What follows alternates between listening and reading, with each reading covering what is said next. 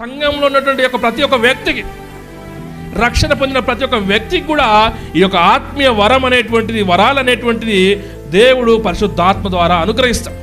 కాబట్టి ప్రతి ఒక్క విశ్వాసి కూడా ఏం చేయాలంటే వారికి ఉన్నటువంటి ఆత్మీయ వరాన్ని గుర్తించాలి.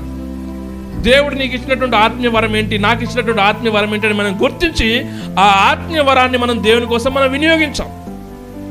ఆత్మీయ వరం మనకి ఎందుకు ఇవ్వబడ్డది, ఆత్మీయ వరం మనకు ఎందుకు అనుగ్రహించబడ్డది అంటే సంఘం యొక్క క్షేమాభివృద్ధి కొరకు, సంఘం యొక్క లాభం కోసం. ఈ యొక్క ప్రవచన వరం అనేది ఈ యొక్క ఆదిమ సంఘానికి ఇవ్వబడ్డది. ఎందుకంటే అక్కడ ఉన్నటువంటి సంఘము క్షేమాభివృద్ధి చెందడం కోసం, వారు విస్తరించడం కోసం, వారు దేవుల్లో అభివృద్ధి చెందడం కోసం, దేవుల్లో వారు వేరుపారి స్థిరపరచబడడం కోసము వారికి ఒక దేవుని యొక్క ఈ యొక్క ప్రవచన వరం అనేటువంటిది వీరికి ఇవ్వడం జరిగిందనమాట. ఎఫ్ఎఫ్ బ్రూస్ అనేటువంటి ఒక వ్యక్తి, ఒక మంచి బోధకుడు ఇట్లా చెప్తున్నాడు అనమాట. ప్రవచించడం అంటే ఏంటి అంటే, ప్రవచించడం అంటే ఆత్మశక్తితో దేవుని యొక్క మనస్సును ప్రకటించడం.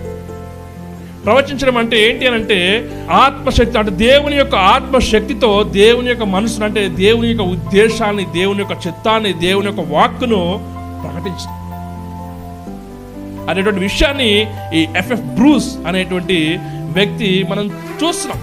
అదేవిధంగా ఎందుకు మరి ఒక ప్రవక్తల్ని దేవుడు నియమించాడు, ఎందుకు ఈ యొక్క ప్రవక్తల్ని సంఘంలో ఉంచాడంటే ఈ యొక్క ఆ ప్రవక్తలు అపోస్తులతో కలిసి ఆదిమ సంఘానికి పునాదులు వేశారు. ఆదిమ సంఘానికి పునాదులు వేశారు అంటే ఆదిమ సంఘానికి వాళ్ళు ఫౌండేషన్ వేశారనమాట. మనం చూస్తే ఎఫెసీయులకు రాసిన పత్రిక 2వ అధ్యాయం 20వ వచనంలో పౌలు ఈ యొక్క ఎఫెసీ సంఘంతో ఇట్లా చెప్తున్నాడు. ఏమంటున్నాడంటే, క్రీస్తు యేసే ముఖ్యమైనటువంటి మూలరాయి ఉండగా అపోస్తలులను ప్రవక్తలను వేసిన పునాది మీద మీరు కట్టబడి ఉన్నారు.